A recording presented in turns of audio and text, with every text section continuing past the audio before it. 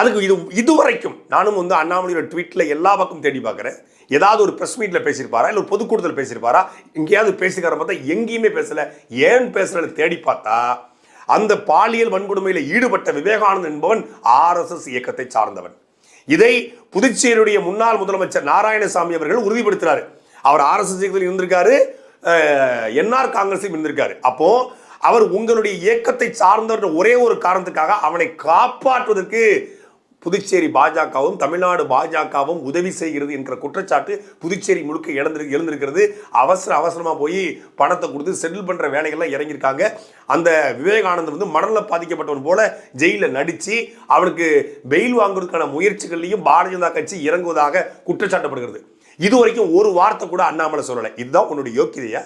இதான் பெண்களுக்கும் குழந்தைகளுக்கும் பாலியல் வன்கொடுமைகளுக்காகவும் பாலியல் அத்துமீறலுக்காகவும் எதிர்த்து பேசுவதா?